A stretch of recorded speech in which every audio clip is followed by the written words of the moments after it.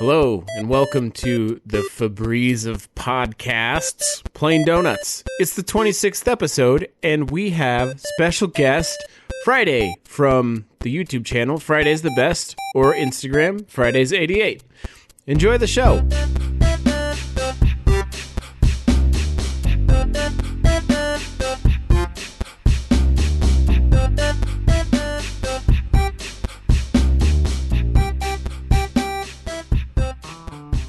So anyway, normally, I guess we should introduce the show. Welcome to Plain Donuts. Oh yeah, I forget we're recording now. Yeah, I'm doing bad. Oh geez. Okay. We've literally been recording for 6 minutes. Okay. Doesn't matter. Yeah. Yeah. So this is the Plain Donuts podcast. I'm your co-host Steve, and I'm your other co-host Alicia. Welcome. If it's your first time. Today we have, I don't know how to say your stuff out loud, just Friday. Yeah. Friday's the bomb. Friday's 88. Friday's 88. Figured out how to say it myself, dude. Yeah. Well, we'll just say today we have guest all the way in Arizona. Our guest that's the furthest away. So far. Fridays. So welcome to the podcast. Thanks for Thank joining you. us. You can call me Friday. Friday? Okay. Cool. People call me that in real life for certain reasons. All right. So for some context, Friday is motorcycle vlogger? Yeah. Is that Moto-vlogger. Okay. Moto-vlogger. Cool. And has a YouTube channel called Friday's the Bomb, and it's very good work. Mm-hmm. Alicia and I have both been fans for a long time. Well, months anyway. Yeah, and it's interesting because I know zero things about motorcycles and next to nothing about Arizona, so I'm like, I don't know anything about this show, really. But his videos are really well made and really interesting, and Friday will often, chat a little bit, tell a story, anecdote, or whatever, and it's really interesting to watch. So. Yeah, it's really good. I appreciate the quality of work. So, thanks, guys. Yeah, so that's obviously why we had you on. Our producer Otto made the connection. Yeah. I don't know how you guys got connected in the first place, but That's it. Instagram and me just saying oh man, your videos are so cool. Pretty much. Being kind enough to respond. No, actually, he started following me on Instagram, and then I looked at his Instagram, and he was taking really nice photos. So I started following him. Yeah, and then Otto we is. started talking. Oh. What is it, Mountain Hound on Twitter? Mountain Hound. Or Instagram, Yeah, Instagram. Sorry, I say the wrong words a lot when it comes to social media. So normally the way we start is just by recapping the last week for each of us. You're welcome to include yourself in that portion. My week has I started off my week by Steve pouring lemonade on me in a public restaurant. So thanks a lot, Steve. Yeah, it was peach lemonade, so it was sticky. I got really mad and just poured lemonade. We got into an argument. He was like. We can't lie about it. That's not true. It just slipped out of my hand. Yeah, and it was a completely full glass. It was a big glass, too. And I just started laughing because it was like a torrential wave of lemonade in my lap. And I didn't know what to do, so I just laughed and didn't even clean myself up. And so I had a sticky, oh, man, I still lemonade. feel bad. I felt so bad. Yeah. Steve felt so bad that he got on his phone. And what did he say? I don't want to be in this world anymore. I'm so upset with myself. I think it's something like that. Because I just dug into my phone instead of participating in the conversation anymore. Oh, that was dumb. I don't know. It's daylight savings. You don't have to deal with that. You don't have daylight savings in Arizona. We're the only state that doesn't. That's very smart, I think. Man, it sucks. It just confuses everybody. Yeah. Really? Yeah. Huh. Bodies weren't made to do this. Everyone you know that's out of state no longer knows what time it is. Here. Yeah, well, for a while, so when we were coordinating it, I was like, oh, it'll be 7 p.m., and you guys are currently on our time right now, so it'll be 7 p.m. for both of us. He's like, actually, daylight savings is happening on Sunday, and I was like, what? No! I love that he was the one who mentioned that, the person that does not have daylight savings. It's because he has to deal with it all the time, I'm sure. People being like, what time are you, Pacific or Mountain? And they're like, it's Arizona time. Very cool. So it's been, daylight savings sucks. I had to get up at 6:30 yesterday morning, Sunday morning, the day of daylight savings. Yeah, that's the worst. So you got at 5:30. Got up at 5:30, and I couldn't get sleep till like 12:30 normal time, 1:30 daylight savings. It was weird. Anyway, so I got like 5 hours of sleep. No, 6 hours. 5 hours. 5 hours of sleep. And then, I don't know, my wife and I were talking, like, normally for me, like, anything over 6 hours, I'm generally okay. But if you get under the 6 hour mark, I'm like dead. And when I was like younger, like 5 years ago, I could go on 2 hours of sleep and be like, well, I'll get some more sleep later tonight, you know, like, and just be fine. But anymore. I love sleep too much. I just want more all terrible. the time. Do you want to sleep now? I do want to sleep now. we're going to have a We're podcast. gonna have a really but you great can sleep if you podcast want. where I'm sleepy. My friends one time, I don't remember what to do. I think I made some stupid joke about a terrible pickup line. This is before I was dating my wife or married or anything. Like, I just had this idea for a horrible pickup line, and we were at a show, like just at some tiny band concert. And my friends were like, I'll give you $5 if you go say that to a girl. So I... Did you say it? What was it? So I'm getting to it. It's the punchline. Come on. Sorry. So I walked up to this girl and I was like, man, I'm really tired. Are you tired? And she's like, yeah, I'm pretty tired. And I was like, we should sleep together. And then I was like... and then I just said, I'm just kidding. I'm just kidding. My friends said they'd give me $5 if I said that. I'm really sorry. The old excuse my friends told me to come up and say that to you. So she was not impressed. Oh, obviously. Oh, that's bad. Naughty and Steve. I didn't mean it. It was funny. So I wanted. Good. Oh, so bad. Anyway, Friday, how was your week? I mowed my lawn for the first time. Like ever? Yeah, I just got this house and it had grass in the backyard. And like since I moved here to Arizona, like I was kind of excited to have a yard that didn't have any grass, but I ended up buying one that had it. But it was a jungle back there because the previous owners just had the sprinklers on all the time. So I finally did that. Wow, that was interesting. Yeah, that's a lot of watering for Arizona. Yeah. It was like twice a day. They were on twice a day on a timer. Wow. I had to find the timer box and like figure out how to turn it off. Man. Well, that was neat. And I sold my car, which was great because I thought it was going to take forever. Yeah, I don't know if you guys watched enough of my videos, but I was driving an old police car. Yeah. Not a cool car to have. Yeah. And you said you did not sell it to a douchebag, so congratulations on that. So that's It was exciting. really nice. You had a video about A nice some Canadian of the people man, that... I think you said, right? Oh, yeah. You said it was a Canadian guy? Yeah. Yeah, he was really nice. That's awesome.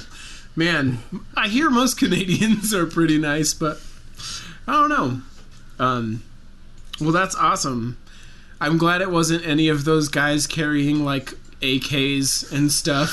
Yeah, dude. There was actually one guy I cut out of that video because he had a giant neck tattoo, which I thought was hilarious. Yeah. But the neck tattoo kind of identified him, and that was the joke, so I was like, I don't want to do that. Yeah. So I had to cut him out, but he was crazy. I like the responses. People were asking, like, oh, will you take... You were selling it for $4,000, and they're like, will you take $2,500? And you just say, no. Yeah, dude. This one lady texted me and asked if I would take $500, and I just said yes. I said, yeah, let's do it. And then she didn't text me back, and so I nagged her the next day like 3 times. I sent her a message, and she finally responded and apologized. I don't know. That's so confusing. That is a crazy story. That's so weird. I have no idea. Why would you offer $5? I guess maybe she thought that you were gonna like dicker with her, right? Like, oh no, I won't take $500. That's too high. Yeah. But I'll take $2,500. What, dicker? You don't like the word dicker? My wife is like making this horrible face at me. Should I look up the word? I don't think I've ever heard that word used in conversation. It's from... Oh, they say it like back east. I was watching these shows on like the History Channel or something. I'm from back east. I've never heard that word. like in the mountains in Maine and stuff. Oh, are you talking about like Adirondacks? And yeah, I'm like sure that? of it. Some or guys like, are you thinking of like the Appalachia area? Because that seems more like an Appalachian. Yeah, thing. Well, they have Appalachian the Trail. guys that I heard say it have like severe Appalachian, I guess, accents going, "Oh, that lady was gonna dick her with us," and I'm like, I'm pretty sure. We're really great for our Appalachian audience on the podcast.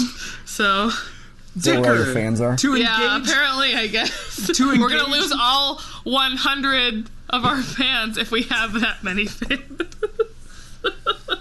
Why are you trying to make our fans go away? I'm not the one saying dicker. You're right. Dicker, engage in petty argument or bargaining. Synonyms: negotiate, haggle, bargain, barter. Wow. I know some words. Steve knows more words than me, apparently. And I didn't know that. I pride myself on knowing more words than Alicia. Let's take a test. A words test. Well, that's awesome that you sold your car. Didn't you say in the video, man, I'm just giving away all the plot points of your videos. You said you sold it for like $3,800 or something like that? Yeah. So I was asking $3,900. I bought it for $4,000, so I only lost $200, I guess, which isn't that bad. That's good. But, yeah. Why did you decide? So you said it wasn't a great car to own because it like made you look kind of douchey driving around in a retired police car. Why did you decide to get it in the first place? Well, I had about a week to buy a car because previously I was working from home, and then I got this new job and I had no car, and I was like, all right, I gotta figure this out. So I thought that'll be a reliable car, and it'd be kind of fun because it's rear-wheel drive and I can take it off road. Yeah. So I did that, and it was fun for a while, but like I don't know, it got old pretty quick. There's a video of you doing some donuts and stuff. Donuts in the car, Yeah. I had the vents on, and so as I'm doing donuts, like dirt starts blowing on my pouring face. In. Oh. It was pretty funny. The car smelled like dirt for a while. Yeah. Okay, I have a very unrelated question. So when you're in a car and you're filming, are you wearing your helmet? In that case, I was. Okay, yeah. I just was wondering, because I was like, is he wearing a helmet in his car? Like, I don't know if this is... So, okay, cool. I tried using the GoPro, but the audio wasn't as good. Yeah. And so I ended up having to do that, but I didn't go down the road like that. Okay. So you also had, like, the GoPro mounted on the car, too, right? Mm-hmm. That's pretty cool. Yeah. I liked that dope. part. That was dope. You're right. Super dope. Super dope. So, cool. So I guess we should ask this sort of, like, mysterious questions first. I guess they're not that mysterious, but... Or I guess, let's go ahead and start off by just... He's making a face like, whoa. Not mysterious on our side, but there's sort of a mystique around Friday, right? That's true, yeah. And do you want to give us just kind of like a brief overview of everything that you do and how you got started? Just because we haven't talked about that yet. Yeah, I've never really gone into my personal life or like how I actually got started doing this. But when I actually first started trying to do it, I tried doing that, and I filmed 4 different vlogs where I was talking about myself, and I hated all of them. So I threw them all away, and I just did my first video where I just went out and explored some stuff. I just never introduced who I was. Mm-hmm. But I don't know, I felt like that was an easier way to get started, and then like through my content, people have kind of like related to me, and I've developed sort of a personality that way. Yeah. Cool. Yeah, because I noticed, I'm like, we never see his face. Like, what does he look like? You know, who's this mysterious person, like, driving around and, you know, doing crazy stunts? It's sort of a theme with motovloggers, never to reveal their face, which originally was just because that's kind of the nature of it. Yeah. Because, you know, you're wearing a helmet and stuff. But, like, for me, I figured I could, but just for professional reasons, because, like, I work 40 hours a week, and, like, I can, now because no one knows who I am, I can go on there and I can say whatever I want. Right. So if I want to complain about my life and my boss and stuff, my boss is never going to find it. Yeah. You know what I mean? Mm-hmm. And so that's kind of the only reason I haven't done that. But like if I did reveal my face, there's a whole lot more stuff I could do. You know, like I could appear on camera, I could be in a car, I could have it on my face, we can like go on adventures, you know? Like if I had another guy filming, I would definitely appear on camera. Right. So I guess from that, like, is that kind of where you'd like to go eventually, is to get maybe like a second camera person and like go that route, or do you think that's unrealistic, or what? I would wonder where your ultimate goal is, I guess. Yeah, that's absolutely my ultimate goal, actually, because like I don't know, like every time I think of like expanding this, I think like it needs to be more like a travel show. right? Like if I can get a camera guy there who can follow me around and get all of the nice shots that I don't really have time to get, then he can film me and I can narrate it and I can kind of like host what would really be like a motorcycle travel show, but on YouTube. That's cool. The problem is paying that person. Right. It's not an option. Right. Yeah. Like I don't make anything. Yeah, AdSense, you don't make money off AdSense till you're in like the tens of thousands of dollars. And even then it's like maybe a couple hundred a month, or tens of thousands of views, I mean. Sorry. Yeah. But yeah, so it's pretty crazy. I think you can get like, you don't have to be too huge, I think, to get sponsorships who will just like send you free gear or whatever. But to actually make money off of YouTube is you have to have a lot of viewership. So, but it's cool. We like I don't imagine that you couldn't do it. I think your stuff is really good, and it shows you put a lot of effort into your craft, and I think it's really, it shows in what you do. So. Yeah, man. I love making videos. That's really how I got started doing this. I think most guys start motovlogging because they like riding motorcycles and they want to share that. I like making videos first. And then I also happen to like riding motorcycles. So I was like, I'm going to make movies about this. Because like, as soon as I came to Arizona, I had never owned a dirt bike. And I get lots of guys complaining that I don't ride good and stuff like that. But that was never really the point. Because I wanted to make movies about my experience and where I'm going out here. And I'm just using the motorcycle as like the vessel to do that. Right. And I think that's something that I guess I kind of picked up too, because you're not riding around to be like, this is like my riding style or whatever, like this is what it's all about the motorcycle or whatever. Like it's about, the interesting destinations, or can I go up here, or what's it like over there. It's just kind of cool. So yeah, I think that's what makes it so interesting to just like average people who don't care about motorcycles or any of that stuff. It's just like, I don't know, you and I talked about it a little bit, how like you kind of like think a little differently, I think, when you're just driving around or riding around looking for places to film or whatever. Like most people wouldn't see an open fun house and be like, let's go in there. Like that seems great. And then see like that creepy church thing with dead flowers. Oh man, and I'm that was really place. Stressful. I was actually really stressed watching that episode. There was a fake snake in there. Oh yeah. I was on my way out and like this door had blown open from the wind and there was a fake snake on the floor. It freaked me out. I thought it was real. But I was in a Halloween funhouse. Like, it was set up like that, just freak people out. That was definitely trespassing, though. Somebody was there working on that building, and they just weren't in my area. Because, like, every day I see cars over there, and I think they're part of the operation. Man, that's crazy. Oh, jeez. That's another reason that probably at this point it's not a great idea to show your face, right? Because you can go trespassing, and if nobody catches you, nobody knows, So it's pretty cool. I mean, I don't know, maybe stretch that to its logical conclusion and you could be like, well, as long as nobody knows you did it, you could murder a person or whatever. But like, I mean, you certainly wouldn't get in trouble for it. So. I don't know. I'm doing it purely for entertainment. I mean, I would do that maybe normally if I had a friend with me, but if I wasn't recording, I probably wouldn't have gone in there. Yeah. You know what I mean? Like, I think it's really fun to go in there, but I want to make that into a creepy video. Yeah. Man, that church reminded me of, like, there's a setting in Westworld that looks just like that, and then there's one in, Vampire that show Diaries. with Vanessa Ives. I don't know.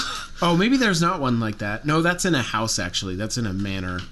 Or some kind of like sprawling. Anyway, sorry. Desperate Housewives, I'm just maybe. Really bringing in our pop culture right now. No, Yeah. it wasn't Desperate Housewives. It's Penny Dreadful is what it's called. I always forget it, and then I have to remember on the spot.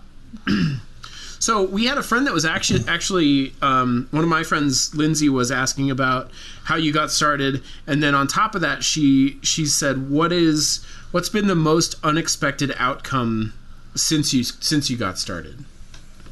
Well, like I said, I got started because I like making videos. I actually went to school for it, which we can get into later if you want. It was the worst decision I ever made. But I started doing the videos, and the most unexpected thing was probably like the summer that I started doing it.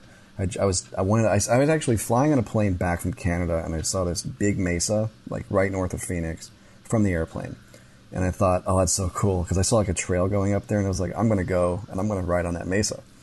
And so I found it on Google Maps, and I went out there, and I made a video where I was trying to ride up the side of it, and I completely failed. It was the most irresponsible thing. I think I watched that one. You were trying, and you said like, "Oh, people said it's really hard to ride up here," and it was harder than they thought it was. Oh, dude, the boulders were bigger than my feet, and so my tires kept going in between them. Anyway, I dropped the bike like 4 times. I actually had to turn it around by dragging it around in a circle on the rocks, which I didn't get on camera. But anyway, I went home thinking I had totally failed. Ends up being the most viewed video I have. Yeah. So like people they watch it and they click on a thumbnail of a fallen motorcycle and then they expect me to be really awesome. So they get on there and either complain about me being really bad at riding or they just give me tips. But like, I don't know. I didn't expect that.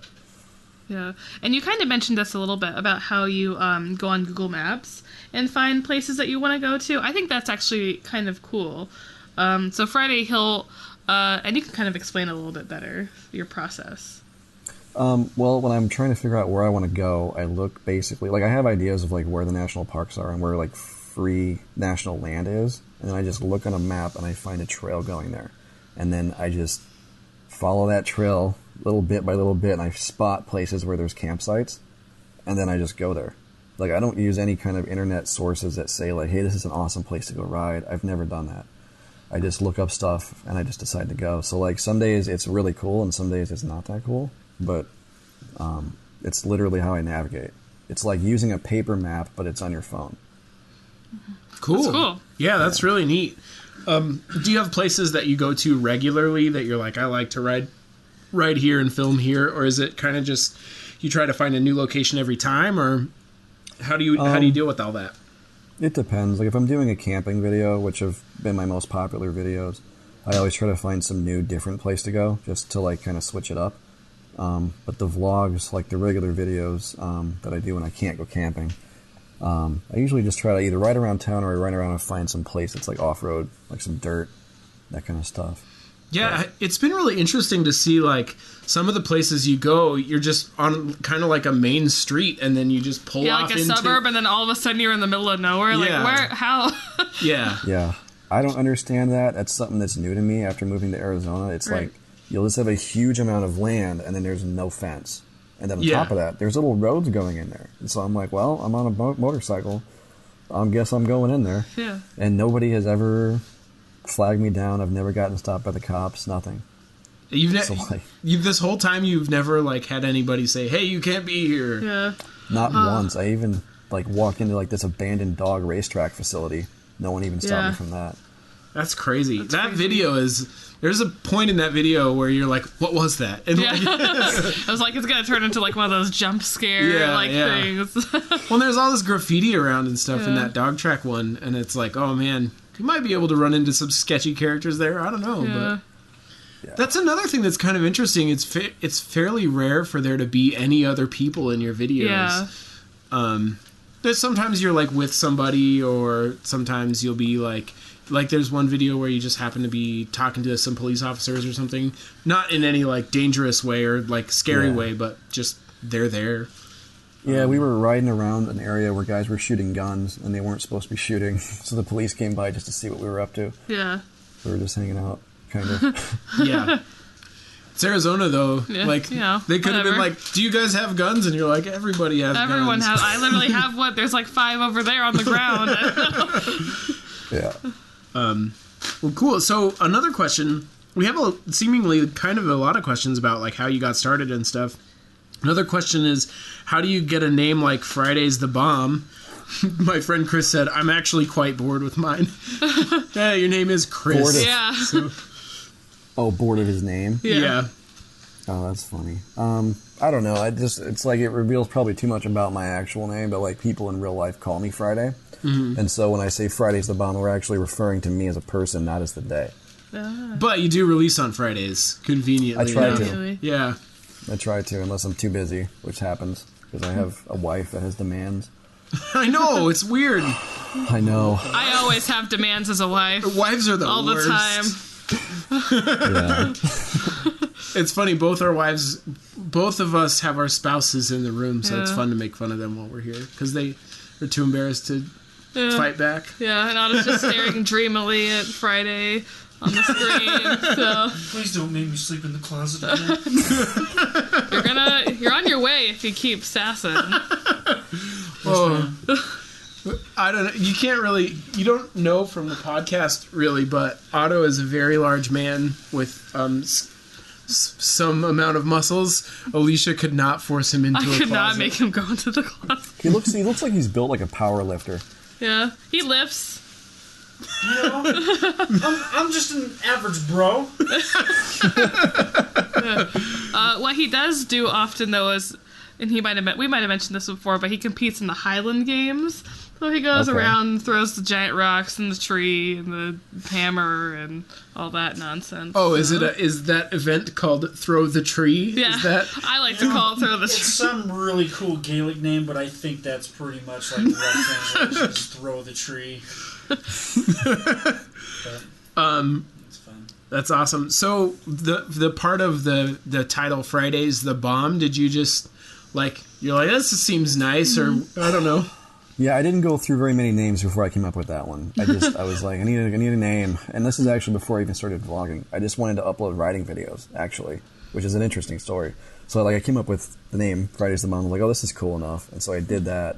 And then I just started uploading videos of me riding motorcycles. Mm-hmm. And then one day I was watching one of them, and I thought, this is not good. I hated watching it. It bored me. Yeah. If I can't watch this, no one else is going to watch this.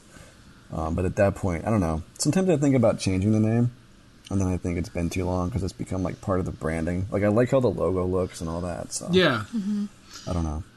Do you think, if your goals eventually came to fruition about making it into sort of a motorcycle traveling show, that you would want to continue something with the name, or just keep that name the whole time, or or would you use the channel and just name the show something different? I'm sorry, this is sort of really in the weeds, but anyway. No, it's not. No, it's perfectly fine. I think I would leave the channel name the same, but the show, the series I made, would definitely be called something else. I don't know if I would use the Friday's the Bomb name in that series. Cool. But that's pretty neat. Man, it's cool. It's cool to think about, where things could go. My brother-in-law, who's a regular listener, his name's also Chris. He said, "What are some good dual sport motorcycles, and about how much do they cost?" He said he's looked into a few. Dude, you can get dual sports for really cheap. If you're looking into getting into motorcycling, they're probably the cheapest ones to get that aren't beginner bikes. The Kawasaki KLR, you can get one of those all day for $2,500. The one I ride, the XR650L, a good one's $3,500. Any more than that, you're buying a bike that's probably too shiny to take off-road anyway. But how much, when you think about getting started, because you said before you moved to Arizona you didn't really ride at all, so getting started, how much training do you think is wise for a person to do about generally how to ride a motorcycle on the street, and would you say before they go and climb a mountain? Right, yeah. Actually, I mean, I hadn't ridden off-road before I moved here, but I had been riding for probably 7 years. Okay. So I have on-road experience, but I mean, I think you need at least one riding season and at least a year of riding experience before going off into the desert like I do by yourself, for sure. Yeah. But that being said, I think a lot of people do just start off-road. So, if you're riding off-road with your friends and that's, the first time you're riding, it's not bad because you're in a controlled environment. Right, because there's no traffic. You're not worrying about making those decisions, navigating traffic lights. It's just you riding on trails. So it's arguably the safest way to start, I think. Cool. Nice. Would you say that dual sport is the best way for somebody to just start riding motorcycles, or do you think getting a street bike would be better first, or how do you, I don't know. These are things that I literally have no idea about anything with motorcycles. So I think if you live in the Southwest, like Arizona or Utah, dual sport probably is the best way because they're not fast enough to get you in trouble, wreck and stuff, but you can also go off-road and then you can experiment with those different types of terrain. So it's probably a really versatile, cheap way to get started if you have access to off-road areas. If you don't have access to off-road areas, I think a 250 street bike is probably better just because they're smoother on the road. There's not as much wind resistance when you're riding. Right. So yeah. Cool. I've been slowly trying to convince my wife that I should get a motorcycle to drive to, because I drive to a train stop every day that's maybe 3 or 4 miles from my house, and then so just go there and back, and I'm like, oh, I could save on gas, and it wouldn't be like a big deal to just like ride there every day, and it wouldn't be too dangerous because it's just like slow roads the whole way. So but she does not like that idea. But we're working on it. Yeah. Some random dude named Otto asked a question on here. He asked, what is your favorite thing about riding dual sport? That's interesting because like all my life of riding before dual sport, I was on sport bikes, right? So like the thing I loved the most about it was the power and going fast, because that's kind of what it's all about. But with dual sports, it's like the road comes to an end, man, and you can just keep going. And that's probably what the coolest part about it is, because like anything you see, you could pretty much go ride, right? So you kind of feel unstoppable, and that's a sense of freedom that I never had before when I was riding sport bikes, especially. Nice. That's cool. That should be like a motivational poster somewhere for a motorcycle enthusiast. Man, that's actually a really good like story idea for a motorcycle company, is like your adventure doesn't end when the road does, or something like that. I think it is. Is it? Really? I don't know. I think it's a marketing thing. I used to work at an advertising agency, so sometimes I think currently about that work stuff. in an advertising agency, so we're a bunch of advertisers over here. I guess so. Advertisers and marketers. It's a weird world, man. It's okay. Being a programmer in the ad world is kind of nuts right now. But anyway, that's very off topic. We won't go there. Anyway, we're doing really good at staying on topic, though. I know. Well, usually we're like blah blah blah. All of our other guests are lame and like not interesting. No, don't say that. They're so nice, Steve. You guys are that excited to have me on. No, I'm joking. I was being extreme because it's a joke. Cola. Are you guys listening? Step your game up, guests. No, I'm just joking. Otto's like, why are you doing this, Steve? We're embarrassing you in front of your friends. Otto's like, turning red like a shirt. You're burning the podcast down. No, they're great. No, it's just it's an interesting conversation for me, especially because it's a world that I don't know. Yeah, much I literally about, know nothing about so, it. like, So it's cool. It's funny because I'm sure we're asking like really super basic motorcycle questions. Like, and how do you make a motorcycle go? Yeah. Or, But no, anyway, it's fine. Everybody does. Like all beginners ask those kinds of questions. So. Yeah.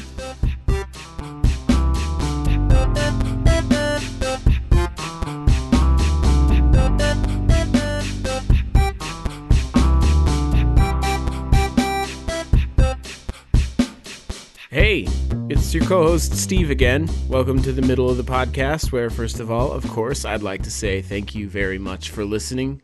We super appreciate it. It's super fun to have really responsive, reactive listeners.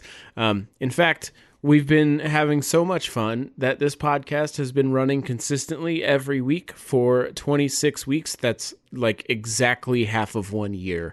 So, Thanks. It's all because of you mostly, and us too, because we do the work, but mostly you.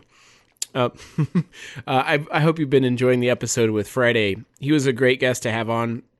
I thought you guys would really like it, so let us know. You can find all of his links to his YouTube channel and his Instagram on yourplaindonuts.com. At this episode 26 URL, you can find all that stuff there.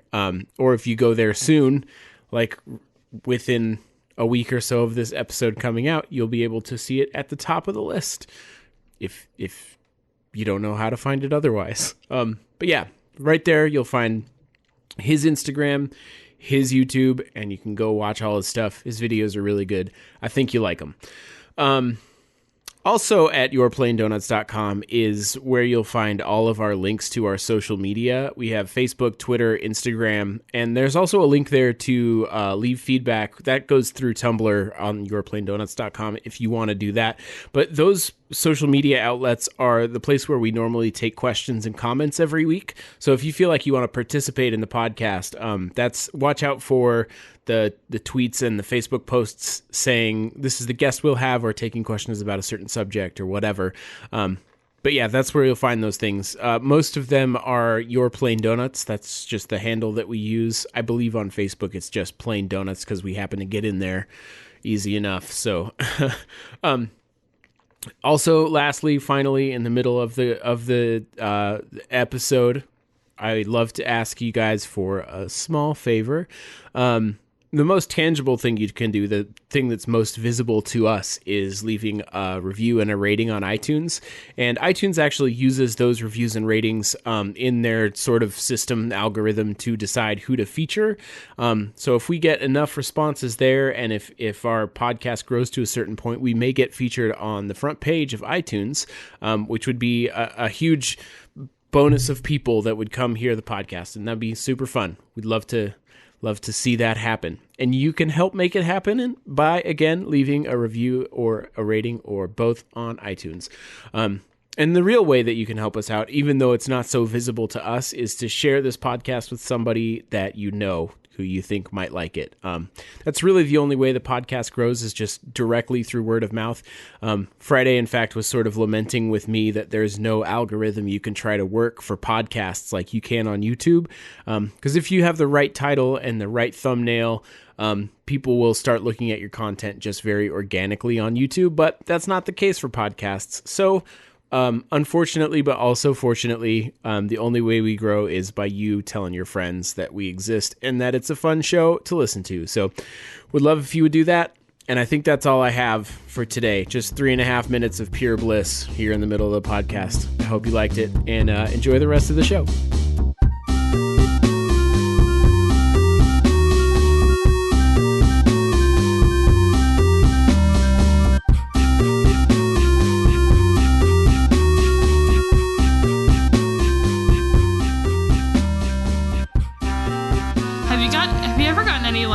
Commenter on YouTube just asking like really inappropriate questions, or just weird or anything like that. Well, I have a couple weird ones on here that that is not to prep you for anything. Speaking of YouTube, though, like it seems like you have a few videos that are in the probably tens of thousands of views, right?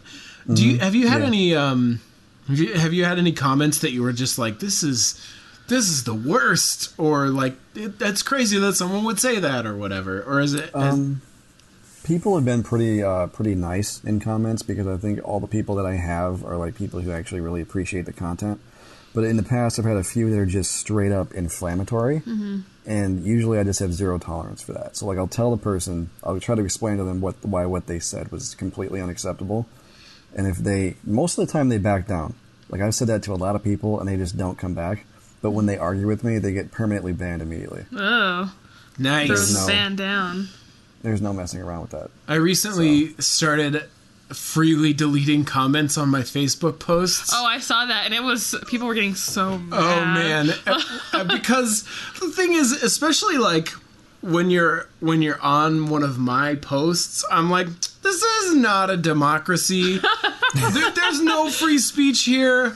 I make the commentary, and if you start, like I have one friend who likes to troll a lot and try to say things that are like to get people's hackles raised and all angry and stuff. And so he said something that was like borderline racial, like racist, and I was like, dude, get out of here with that stuff. And then he's like, I didn't make it racial, you did. And then I just deleted the whole thread because I'm like, bye. Okay, man, see ya, have fun. Have fun in oblivion. But so yeah, so it's a lovely feeling to just be like, oh, I don't like where this is going. Deleted. So that's nice. Yeah. Anyway, there's more questions from Alicia's page. Yeah. So where do you guys get all these questions from? We our fans. we post quotes. on social media like a lot. Most of our feedback comes from our personal pages on Facebook. But if you do want to interact with us on the podcast, you can go to yourplaindonuts.com and find any links to our social media there. We have Twitter, Facebook, and even an Instagram page. Ooh. Hooray! We're so good at social media.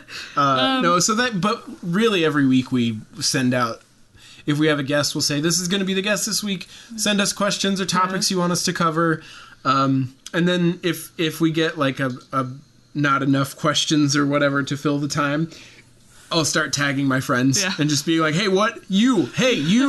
Do you Ask us questions. Yeah. We need content, and that's your job. All right. So Nate asked a couple questions. I'll just read them all in a block because they won't make sense if not.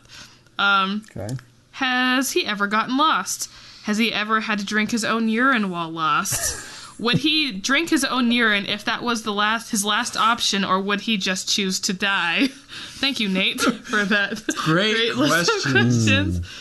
That second one's more interesting because that mesa that I told you I was trying to ride to the top of, I did end up getting up there once, but I decided to hike it, which it was an 11-mile hike. Oh my gosh, that so is a long. I had planned on actually coming back to my tent and camping that night. And anyway, after I was on my way back, I mean, I had been destroyed by the sun. All of my water was gone. Oh no! I was walking back down towards my tent, and I was like, yeah, this isn't going to go well. Like, I just need to go home. But I walked past these two water tanks, as they call them out here. It's like a pool of muddy water that animals drink. Oh, yeah. And I thought, well, if I really needed water, I could go over there and I could filter that, and I could boil it. But that was pretty reckless. It was pretty reckless. I could have got hurt. Yeah. But no, I've never gotten lost. No, I look at maps and somehow I've gotten really good at memorizing the routes in and out of an area. Oh, wow. Yeah. That's pretty cool. Just straight from like a flat map, you can just... From Google Maps, like a satellite view. So Yeah. I'm also looking at terrain colors and stuff. So like if I'm out on the road, I'm like, all right, I know I'm in this area. And I know that this road goes to this town, and I know that this road goes to that town. Oh, man, that's some really interesting visual recall. That's cool. I would be dead I've for gotten sure. really good at it. So I always joke with Otto that I have zero will to live in a survival situation. So if we were stranded, I'd just be like, I'm dead, and I would lay on the ground and just slowly waste away until death came over me. So I can't. So props to those who can survive, because I do not have the will to live. Yeah. I mean, in life, sure, but just given the struggle to live, you're not going to participate. If our country just turns into a horrible wasteland, Alicia's gone first. I'm the first dead. And I will consume her body for meat. I don't care. I'm fine with that, because I'm already gone, so I don't care. I'm just joking. I hopefully will be very nutritious. It's very weird that we have sort of a running gag on the podcast that we eat human flesh. Yeah. That's hilarious. We're so funny at jokes. Tastes like pork, I hear. Really? Huh. That's what I hear. I have said on this podcast before that if someone was like, this is my flesh, it's been previously prepared, and I want you to eat it, I would partake. I would eat that. I wouldn't eat unwanted. Like if somebody was like, oh, they took my arm and they cooked it into this stew, I'd be like, I'm not eating that stew. That's some torture stew. What if you already ate the stew, Steve? Then I would be like, well, tasted like pork. Yeah, so you never got... That's crazy that you've never been lost. Yeah, that's pretty... would you... So if you didn't have a water... what was it? Water tank? If you didn't have a water tank to... What they call it. It was a pool of water. I don't know. It's like a pond. Yeah. Would you... Do you think you'd drink your own urine? In a survival situation? If riding out of that area wasn't an option, I don't think I would have gone straight to pee, but I would have stayed in the shade for the rest of the day for sure, because that's how they say that actually the best way to survive is, one of the things you need to do is just stay in the shade so you can preserve your own water. Yeah. Yeah. That way you're not consuming it, your body's not sweating it as much and all that. Arizona's weird too because you don't realize you're sweating. It's just so hot that your sweat dry. just evaporates so you don't realize that you're losing all this water. Or you could just be like me and don't sweat. So there's people that die there every year because that would be me also. Yeah, because it's dangerous to go hiking in the summer. I tried that. Not a great idea. Yeah, were you just very lobsterish afterwards? Yeah. Yeah, it sucks. When I lived there, I lived in Arizona and Phoenix for like 9 months right after high school, and I had no money. So like me and a bunch of my friends would all go donate plasma because they'll give you some money. There was one time like I was donating plasma and like they just couldn't. My veins weren't good at that point, and they were like, "Yeah, drink more water next time before you come." They paid me anyway. That's nice. I think they probably like flagged my profile or something. This dude's always dehydrated when he's coming in here. We can get no money for cosmetics from this bro. Trying to sell us this crappy plasma, dehydrated plasma. Man, that's a weird job, like determining the value of plasma. Yeah. It's strange the things that we like. The things that we like have commerce for in the world, like human plasma. Yeah. There's like everything. I know, it's weird. It's weird if we also human hair too. Yeah, like real human hair. That's another weird thing. If you think about it too much, you'll get very disturbed. Yeah. So anyway, back to motorcycles. Yeah. So Caitlin had a question. Alicia's friend Caitlin. She said, "Do you?" I think she meant why. Yeah. Or wait, does he? Maybe she was like, wait. Does he ride his motorcycle only in the desert? And I would also say, why do you ride your motorcycle mostly in the desert? But I think that's just a function of where you live, primarily, right? It's a function of where I live, but the interesting thing about Arizona, which people don't know, is that if you drive pretty much 2 hours north or east, you're in trees. And you're in forests. I've pretty much only ride in the desert because that's the easiest place to access from where I live. But like this coming summer, I am going to try to get up into Flagstaff and do some more stuff in the woods for sure, because it's just going to be too hot to go out. I'm not messing around with that anymore. Flagstaff is super pretty. It's nice. You'll have a fun time. It's also a similar climate to Ogden, believe it or not. Oh wow! Yeah. Fun fact for you. Fun fact. So Caitlin also asked, does he do it for the ladies? There are no ladies that watch any of my material except for maybe my mother and my mother-in-law and you guys. And these ladies. Yeah, right? me and Otto. Oh, gosh. Notice me, senpai! Anyway. Oh, my God. Sorry, that was a stupid joke. So I would wonder... You said you went to school for film, right? Yeah. I was actually in school for mechanical engineering, and then I was bad at math, and I was like, well, I can't do this. I'll just pursue video, because like I was in the video when I was a kid. Like my grandma gave me a video camera, and I used to make skateboarding videos and stuff. And then, I got a job, and I got a life, and that stopped. But like in the middle of school, I was like, I'm going to drop out and go and get a degree in visual effects, which is like post-production animation and stuff. Yeah, yeah. Mm-hmm. So I finished that, and it was just an enormous amount of debt, and like nobody got a job. Not a single person I was graduating with. That sucks. It was a bunch of lies. Like the school just sold us on like their ability to place us in jobs and stuff, and like it really didn't pan out for anyone. Oh, that sucks. But the interesting thing is I ended up working in engineering like during that period of time. And I stayed in it. So, like, I got into engineering by experience. And so if I had never gone to school for anything, I would still be doing it. Oh, that's very weird. Yeah. So are you... I guess you're probably still paying off school debt, then. Oh, yeah. Yeah. That sucks. It's like a mortgage. Yeah. Oh, that's no fun. I, too, went to art school. Oh, that's all I'll say about that. Although I didn't have any debt because I had a bunch of scholarships. Because I originally went in for... engineering also, believe it or not, civil engineering. And I was sitting at a drafting table, and my moment of realization was, I can't do math. What am I doing here? Like a panic mode. I was like, I like drawing the pictures, but I can't do the rest of it. Yeah. So. Well, it turns out there's not a whole lot of math to do, in my experience. I mean, if you understand some basic geometry, the computer does the rest. Yeah, CAD.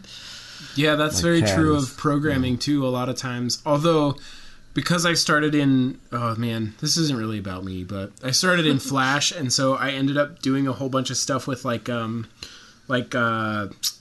the word? Explosions. Yeah, explodey things, and they're like pixel effects, but with if I scraped metal on the table, sparks would fly off. What's the word for those kinds of effects? Oh man, it's on the tip of my tongue. I know Me what you're too. talking about. Visual. Particles. particle effects. Is that? Yeah. I said pixel effects, but Pixel particle effects, effects. yeah. So I got into like looking at particle effects and stuff, and with that you have to do a lot of like math with sine and cosine and all that crazy crap. So. Forget that. Yeah, it Dump that sucks. trigonometry right down the drain. So, Who needs that nonsense? But it's really interesting. Like, you can do some super cool looking stuff with math and Flash.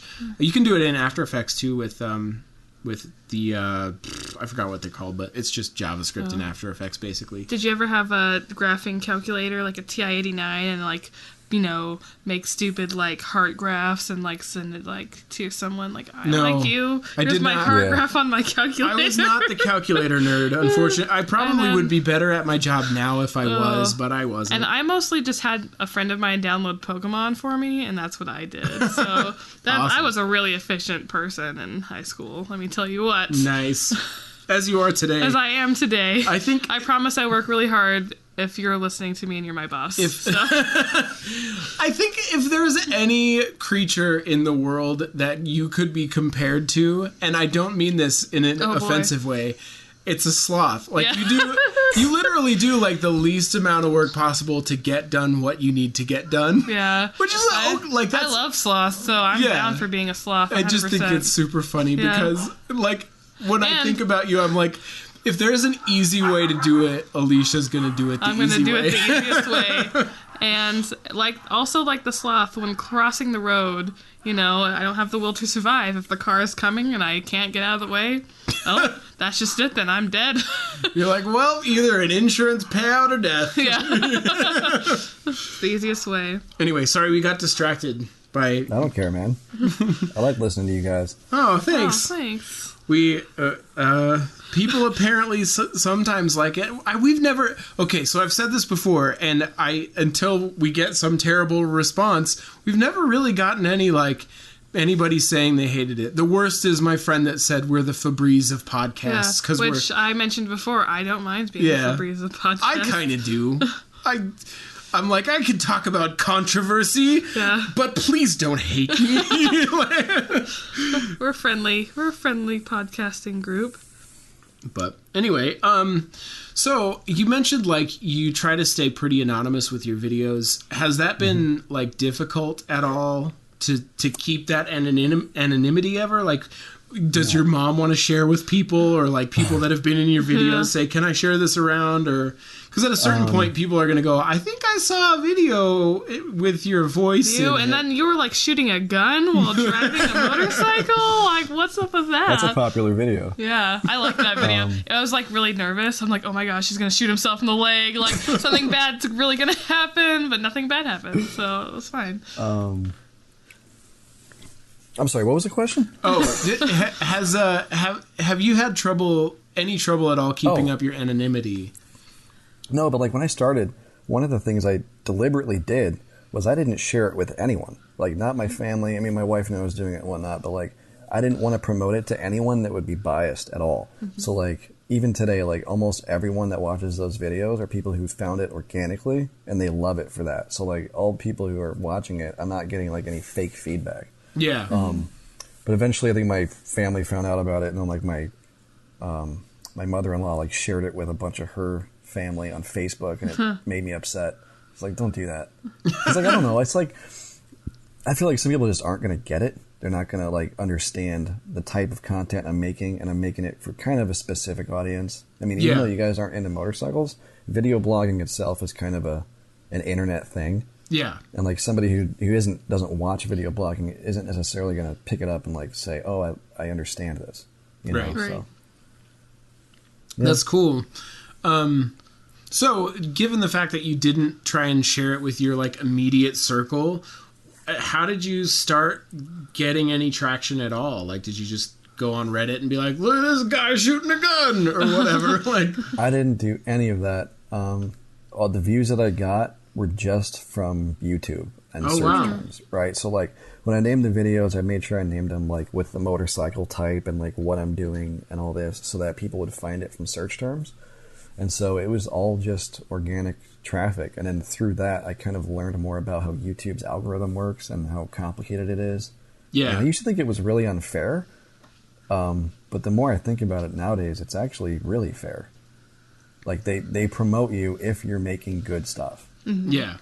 Well, and a lot of times the gauge of goodness is like viewership and interaction with the video, right? So there is some aspect of once you have popularity, you can continue to have popularity because of the algorithm.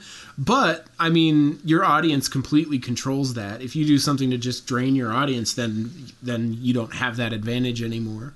Exactly. Yeah, like the first camping video I uploaded that month, I saw subscriber growth double, completely double, and then my earnings doubled. I mean, it wasn't a lot of money. It was like $20, I think, which was a lot because I had like 10 as my other estimated earnings. But I was like, oh, this works, right? So then every time I made one after that, it got almost the same performance. And so ideally, I need to do one of those like constantly. Like every week, I need to have a camping video, but I just don't have time. Yeah. I think some of the stuff that once you go into the mountains and stuff and start filming that, I think that'll be really interesting. I think your existing audience would be into that and also would draw new people too.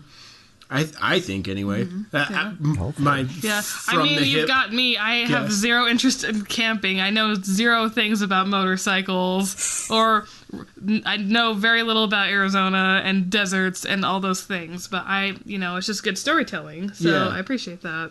So I appreciate that. I didn't realize I could tell stories, really, until I made this video about this guy named Bob. I was like, yeah, I don't know if you watched that, but then I was like, oh, I can just tell stories about my life, and it's not bad. Yeah. Yeah. I liked that story about Bob. What about Bob? Oh, Bob.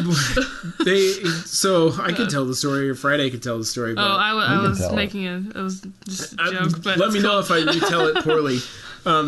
So Friday used to travel pretty frequently for work. Otto was talking about this too, but he had to go to, I think it was like Thailand or something, with this guy Bob, who was kind of like a higher up in the company. So Friday couldn't just be like, "Screw you, I'm going to do my own thing." He sort of had to tag along with this guy. Kind of like you're an important person in the company, and if I leave you, then that looks bad on you. Yeah, exactly. From what I gathered. Yeah. But this guy just didn't want to experience any of the culture. He wanted to stay in the hotel and eat steaks, and that was it. And then do their business and then leave. And he was like a little outraged about it. Like, you're in this awesome place with these interesting things and people, and you could go exploring. It's not like we're just doing business the whole time. And he was like, why would you not want to do that? That drives me crazy. Yeah, I was like, I don't know if I would stick around. I'd be like, Bob, I'm sorry, but I gotta go look at some interesting crap on the streets. There was a guy across the street selling jellyfish. Yeah, I didn't know you could eat those. He was to sell to eat? I thought it was like a pet. A cart, and he's hanging like these dried jellyfish. People were buying them. It was like jerky. Whoa! I mean, I've had fried scorpion before, and that was not. It was like a crunchy potato chip.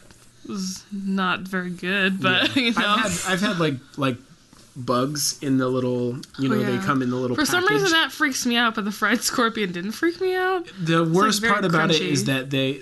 How if you eat like a sunflower seed and get some of the husk in your mouth and it just kind of stays there. Eating bugs is sort of like that. Oh. You get like some residual bug in your mouth, and you kind of have to like... Oh, like a popcorn kernel? You got to get like floss and floss it out. Residual bug. Residual bug. It's the name of my hardcore band. Do you dibs that name? No, you can use it if you want. I don't want it. Ice cold, sorry. That's actually kind of a crappy hardcore band name. It would have to be like Residual Locust or something. Like a more specific. It's way more hardcore. Residual Scorpion. Speaking of bands, there's an old Utah ska band called My Man Friday, and so when I've been thinking about that the whole time. Really? Like every time I think of Friday being on the podcast, I'm like, oh yeah, like My Man Friday. It's dumb because I don't even really like ska that much anymore, or really I hardly ever listen to it. Sometimes I'll pop something open that I used to listen to when I was a kid and just be like, So this doesn't really hold up like I thought it would. So you're saying if I was in a ska band, you would not come and watch my performances? I would, but you wouldn't enjoy them. Probably not. Probably not. No. See, when I first. It's not about me, but when I started getting into ska, it was like really big in Utah, especially in Utah County. So we would go to shows in Utah County where they were like all ages, and just tons of people would show up, and it would be super fun and like have this really high energy. But anymore, there's not that kind of interest in it, and so it's not, going to shows isn't as fun unless you're into the music. So I probably wouldn't enjoy your ska show, Alicia. Sorry. That's all right. Even if I had free puppies that I gave away? I would definitely enjoy that. Okay, there we go. I would be like, can I hold these puppies until the end of the show? Or yes, you can. Oh, man. A show with free puppies would be amazing. That'd be amazing. And they're all rescue animals, and you can adopt them if you want. What a great idea. Yeah, see? Marketer. You must be a marketer. Anyway. I don't know. Do you have any more good questions? I'm trying to think of like more interesting things to ask. This is kind of silly. So I was watching I think it was a video when you're like my new bike or something, where you're like reintroducing a bike, but you actually already had purchased one before, so you're kind of just like reintroducing the same like motorcycle that you've already had in the past, and you get this kind of like montage thing, and for some reason in my head it like reminded me of like those makeup tutorials on YouTube where they like montaged it, and it was like, you know, the music, and it was like dramatic, and it was like in focus and out of focus, and I don't know. Wait, I thought they play with focus on makeup tutorials? I didn't know that was my inspiration. Figured it out. I mean, I just saw it and I had to hone in on it. Nailed them down. Got them. Figured it out. Yeah. No. But, I don't know. That just was like I thought that was just kind of funny. I'm sure that people do stuff like that all the time with all sorts of videos, but that's just the first thing that came to my mind. So I had somebody... Go ahead. Oh, no, you were going to tell a story. I think the story is more interesting than a new question. I was just going to say, I had somebody comment on that video and say they had never seen such an epic video for such an ordinary bike. Oh. How did that make you feel? Low-key savage. I don't know. Because the video looked great, but they're absolutely right. There's nothing going on with that motorcycle that's that special. But, you know, when you're into that kind of stuff, like... Everyone's like, wow, it's amazing. Yeah. Well, and you want to do the thing that... Even though all you have... You'll see this sometimes, especially with teenagers. And actually, there's a tech reviewer, probably the biggest one on YouTube, MKBHD. He... or Marquez Brownlee. Anyway, he started out as a teenager just reviewing the tech that he had. So he's like, this is my laptop, and just reviewed his laptop. Wow. And so but that's what you do. You just you have what you have, and you start out. Is there a channel though where people review like everyday things, like literally like these are my hot Cheetos? Oh, I'm certain there's a channel 5 out of 5 stars for these hot Cheetos. There has this to be. This is my cell phone, like 2 out of 5 stars. It's hilarious actually, because you don't understand what it is, but Justin McElroy has a show on YouTube called Things I Bought at Sheetz. And I guess Sheetz, where he lives, is just this... it's like a gas station, but they have their own brand of items. So it'll be like a donut I bought, or like a packaged pie I bought at Sheetz or whatever. You know what I mean? Those gross and little pies. Like, eat it? And the point is to review this thing, but like... And there's a couple episodes like that where it's just them reviewing these dumb things that they got from Sheetz, like a milkshake and that kind of crap. And then it just like him and his partner, I forgot the guy's name. Now I'm going to feel like an idiot. But anyway, it starts to like devolve into this weird story about their relationship and like how he's like taking advantage of the other guy. It's so funny because like it's just these like... maybe 5-minute episodes, and then they're trying to keep up the premise for a while, like, oh, we bought this thing at Sheetz, and then they're like, we didn't get this at Sheetz, this was sent in, or or whatever, like, and it's so interesting because the premise is like this dumb trope of like reviewing crap you bought at like your local gas station. Do they ever do like haul videos, like latest haul from Sheetz? No. Like where they like dump out everything and kind of talk about each thing? No. Oh my gosh, I've watched so many of those stupid makeup haul videos. You're the one. Here's my Louis Vuitton eyeliner. It costs $95. I'm like, that's like all my food for the month. Like, I spend $95 on eyeliner. That's you're the target audience. I you're am. The one who will I am like hate watching it. Like I hate this so much. Like I don't even like this. Oh man, spending money on stupid things. So I do have a couple other questions now that we're sort of, I had them while we were talking and I was like, oh, we'll come back to that. I would wonder like, just quickly what gear you use and like what gear as far as like camera equipment or recording equipment, whatever, and then sort of like what your next purchase plan is for new gear. That's maybe just interesting to me because I'm a little into that interested. stuff. Yeah, just like the cameras you use to set up, because you do some like panoramic shots occasionally, and those look really cool. Yeah, and you do stuff on a track sometimes, right? Yeah, it looks like it. Mm-hmm. Yeah, so my camera that I use on my helmet is by a company called Drift, and it's a really high quality, tough helmet camera. But I picked it because it doesn't look like a GoPro, and so it's a little more sleek and it's not as obnoxious. And then I ended up getting a GoPro anyway because I needed it to use on my head when I'm camping. So oftentimes in those camping videos, I'll get off the bike and I'll switch cameras, and you almost can't notice it because I don't like announce it or anything. But then for those slider shots, I use a Canon T5i, which is a digital SLR camera. Mm-hmm. I think I paid like $800 for the camera body. You can get one of those for like $400 now. But I bought that back when I was in school because I thought I was going to be doing a bunch of cinematic stuff.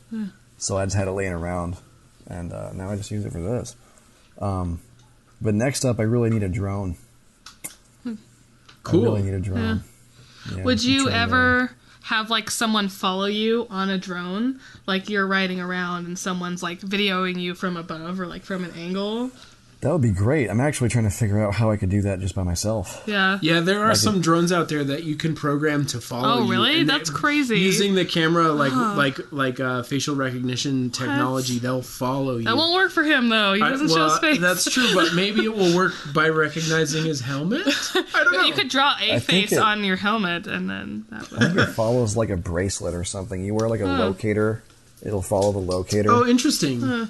I really want to trust that. I really do. Mm-hmm. But I was looking at drones actually the other day at Best Buy just because I'm like, I wonder how much they cost. Like some of them are so expensive. Yeah. And I'm like, I would not trust the technology to like follow me around.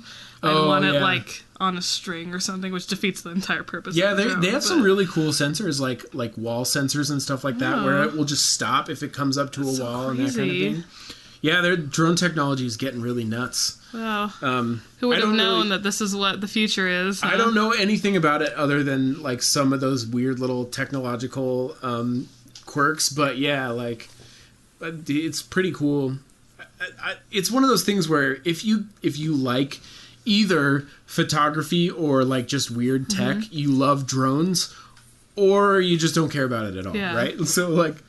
So the whole thing with Lady Gaga's performance at the Super Bowl where they had all these drone formations and stuff, there were people who were like going nuts about how sweet that was, and other people are like, yeah, it's technology. They make cool graphic stuff with it. Neat, like, and that's it. I was definitely in camp too. I'm like, oh, neat. Yeah. They got 50 people to fly different drones because I had no idea that you could. No, it was all programmatic. That's really coordinated. Yeah, it was all programmatically coordinated. Wow, it's pretty crazy. Fancy that. Anyway, so you want to do you have a particular drone in mind that's probably next up, or do you? Yeah, it's gonna have to be something really small because that's like paramount. Because it's got to fit on the motorcycle in a way that like I don't have to carry it in a big bulky case. Right. Yeah. And there's a company called DJI that has this one called the Mavic, and it's like I don't know, it's like 12 inches long. It's tiny. Mm-hmm. And I was thinking if I had a tank bag big enough, I could carry it right in front of me in the tank bag. Oh, cool.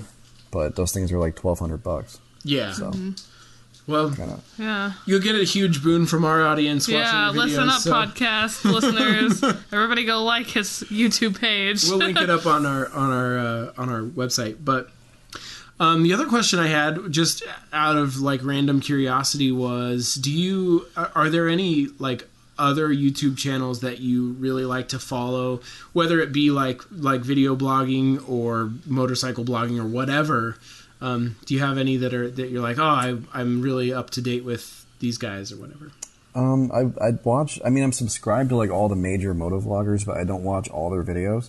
I just kind of watch every now and then, just see what they're doing, and just kind of see, I don't know, how they're faring, because those guys have been doing it for a long time. Like these guys make a living doing it now, and it's interesting to me to analyze it from a standpoint of production, which I think is cool. But mostly I watch comedy stuff.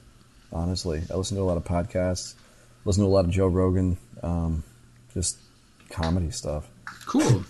Yeah, Joe Rogan's podcast is really interesting. He had like Dominic Cruz, and then right after that he had Philip DeFranco, like 2 days in a row, and I was like, I gotta watch these guys. And since then, he had the astrophysicist. What is his name? Neil deGrasse Tyson. Yeah. And somebody else that I didn't recognize, but those ones I was like less interested in. So, man, Dominic Cruz's one, if you liked fighters, that one was really interesting, because Dominic Cruz has a crazy story for a fighter. So, anyway, we'll promote Joe Rogan's podcast for free, I guess. Yeah, thanks, Joe.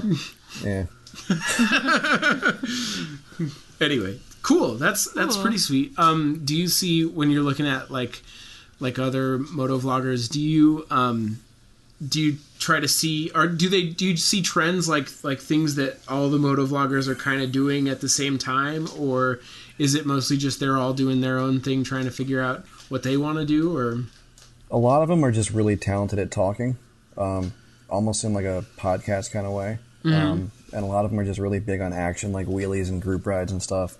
And then they do real fast cuts, and that's how they kind of make it entertaining. And it's actually really interesting to see how they can make what essentially was them doing wheelies in the back of a warehouse fun. Yeah, but they're good. They're all really entertaining, and they deserve all the views they get for sure. Nice. But the problem, I think, like with dual sports, is that it's a much smaller market, so you don't get all these kids that want sport bikes watching you. Yeah. And so it's like, it's of motovlogging, it's probably the smallest niche. What do you think the ceiling is for like a moto vlogger? Do you think I guess the most popular one right now, what's their subscribers? How many views? The biggest guy right now is Do It With Dan. He's got over 800,000 subscribers. Oh wow, that's really good. Huge amount of people. Yeah. So. Well, Utah has like 3 million people total in it, so that's nearly a third of the state of Utah. Yeah. So pretty good. Yeah. I mean, it's good. It's cool.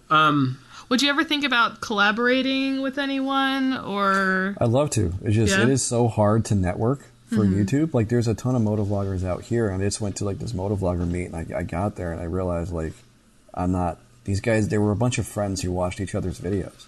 Like, they weren't going to watch my videos, and I didn't really care to watch theirs, to be honest. So like I just didn't even network at all. I have that experience so often where like you want to go to, like, I'll check out people doing the same stuff locally, and I hate to disparage other people doing work, but like sometimes the quality is just not good, and I'm like, I I don't want to be associated with this, it's really frustrating, and it's really hard to find people who like care a lot. And to be fair, I'm sure there are people who look at the stuff I do and that we do and go, oh, the quality could be better. I get that, but like, it seems like sometimes you find people who don't really care about that aspect. They just want to make the videos or make the stuff and put it out. You know what I mean? And hope that just doing it will get them the whatever attention they want to get. We've talked about it before too, like how we try really hard to make good quality content. Yeah. And not release just pure crap.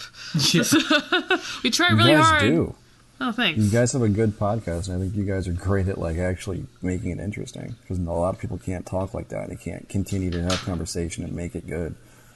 That was such a weird thing. When we did our first episode, we were like, how did we just talk for... We sat for 2 hours because we did 2 at once, and we just talked the whole time, and we're like, we didn't know we could do that. Yeah. Like, the energy between us was like just so easy. We have good chemistry. What can I say, Steve? Oh, hi, Anna.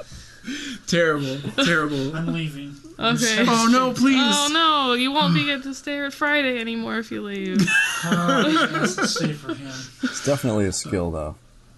Thanks. Well, thanks, man. Yeah. Like, we have a lot of fun with it, and it's hard. It's fun to make something every week and try and keep it interesting too. So it's good. And I really enjoyed talking to all the guests actually, because there are people that I would never have even known existed and did interesting things. So, like Sarah, for instance. Yeah. Her doctorate in conflict resolution. Like, I had no idea that was even a thing that someone could do. Yeah, and it's like large scale conflict resolution too. I'm like, you should be at like NATO meetings and stuff, like, right? What are you doing here?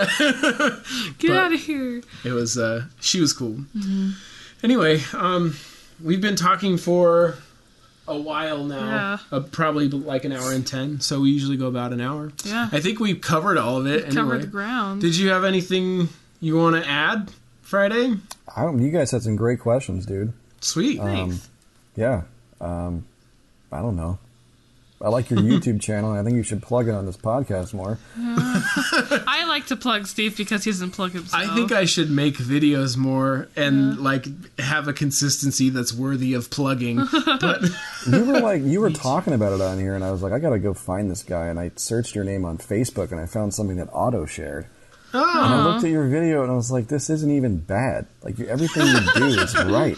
Yeah. Like, your thumbnail looks great. Your voice is great. You talk well. Like, it's not even bad. You just have to keep doing it because that's the way YouTube works.